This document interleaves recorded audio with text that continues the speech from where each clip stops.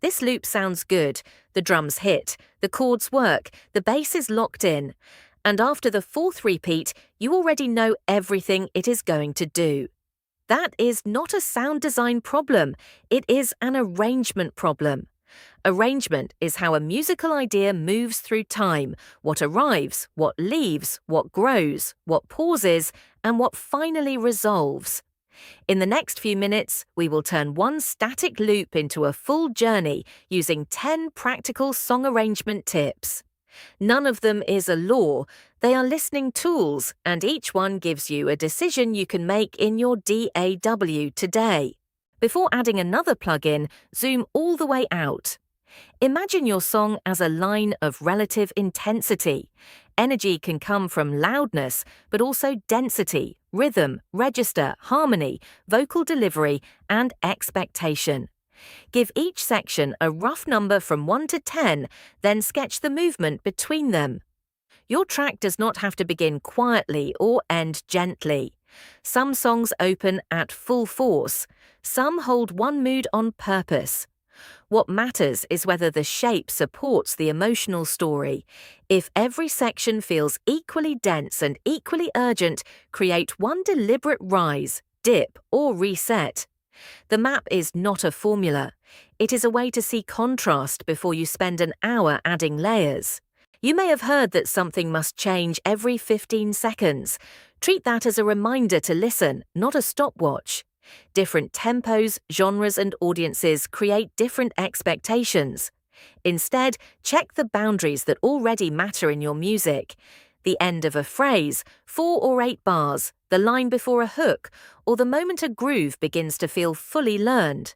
Ask, does the next repeat deepen the idea or merely duplicate it? A change can be tiny, remove the kick for one beat. Add a harmony response, shift the hi-hat pattern, change the final chord voicing. Let a texture enter, then disappear. The goal is not constant novelty. The goal is to reward attention without breaking the song's identity. An intro has one job: establish the world of the song and create a reason to continue. For a direct pop or streaming-focused track, that may mean revealing a vocal phrase, signature rhythm, chord color, or sound design hook early. For ambient, progressive, cinematic, or club music, a longer build can be the experience. So do not force every intro into the same number of seconds. Instead, solo the intro and ask 3 questions. What idea can the listener recognize? What expectation are we creating? And is every bar helping? If the first musical identity arrives late by accident, tighten the path. If the atmosphere is the identity, keep it, but make its evolution intentional. Big sections feel bigger when the listener can sense them approaching. Build that expectation with 1 or 2 clear gestures, not every trick at once. Open a filter across 8 bars. Increase rhythmic subdivision, raise a harmony voice, automate a riser, narrow the stereo field before the chorus widens, or remove everything for a fraction of a bar. The best choice depends on the song. A snare roll belongs in some genres and sounds borrowed in others. Listen for the gap between what the music promises and what it finally delivers. If the chorus arrives with no preparation, try creating a setup. If the build-up becomes more exciting than the chorus, simplify it. Tension is useful only when the release pays it off. When an arrangement feels flat, the instinct is often to stack more tracks. Try the opposite. Pick the most important element in the next section, then remove anything that competes with it. A verse might keep the vocal, bass, and one rhythmic anchor while the wide synths wait.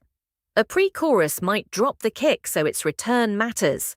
A bridge might expose one fragile sound that was hidden inside the chorus. Subtraction changes perceived scale without making the mix louder. It also creates headroom for the arrangement to grow later. Before every major section, ask, what can leave now so something else can feel important? You may discover that the missing layer creates more impact than a new one. Repetition is not the enemy. Repetition is how a hook becomes familiar. The craft is deciding what stays fixed and what evolves around it. Keep the core melody, lyric, or rhythm recognizable.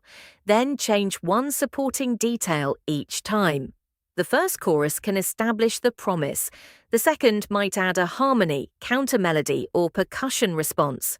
The final chorus might widen the register, add ad-libs, extend the last phrase, or briefly drop to half-time.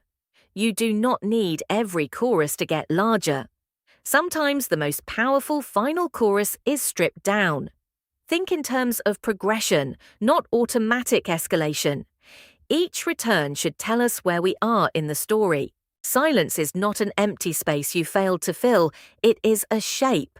One missing kick can make the next downbeat feel heavier. A breath before the title lyric can make the words land. A full bar pause can divide two chapters of the song. Even tiny gaps around a vocal phrase can make the arrangement feel more conversational. Start by muting one element just before an important moment. If the groove loses momentum, shorten the gap. If the impact improves, test whether another layer should pause as well. Silence works because it changes expectation. Use it deliberately, and the listener supplies the tension for you. Name the function of each section in one sentence. The verse introduces detail. The pre-chorus increases expectation. The chorus delivers the central idea. The bridge changes perspective.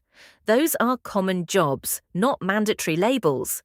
Your track may have a drop, a refrain, a breakdown, or no chorus at all. The useful question is whether adjacent sections do meaningfully different work. If verse 2 has the same lyric density, instrumentation, and energy as verse 1, decide what new information it brings. If the bridge does not change the emotional angle, it may not need to exist. Clear jobs prevent a timeline from becoming a pile of loops. Do not try to solve the entire song while staring at one 4-bar region. Build a rough structure first with markers and copied blocks, then make separate passes. In the first pass, adjust section lengths and energy. In the second, choose entrances and exits. In the third, design transitions. In the fourth, add one-time details such as fills, ear candy, and vocal throws. Finally, listen away from the screen and write down the first moment your attention drifts. This workflow separates structural decisions from decoration. It also makes it easier to delete an 8-bar section before you spend an hour polishing it.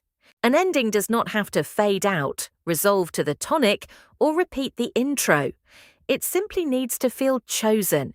You can gradually remove layers until the hook remains. You can extend a tag. You can land on one final hit.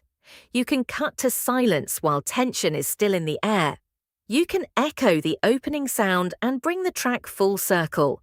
Decide what emotional residue you want: closure, lift, unease, momentum, or space. Then make the final gesture support it. Song structures are accumulated conventions, not physics. Learn what a section is doing, then keep, change, or remove it for a reason. Here is the full arrangement check. Draw the energy map. Audit meaningful change points. Make the intro purposeful. Build tension that earns its release. Subtract before adding. Evolve repeated sections. Use silence. Give every section a job. Arrange in passes. And choose an ending that supports the feeling you want to leave behind. Then press play from the top without touching the mouse. If the song carries you from one decision to the next, the arrangement is working. A strong arrangement does not distract us every few seconds. It makes the same core idea feel newly meaningful as time passes.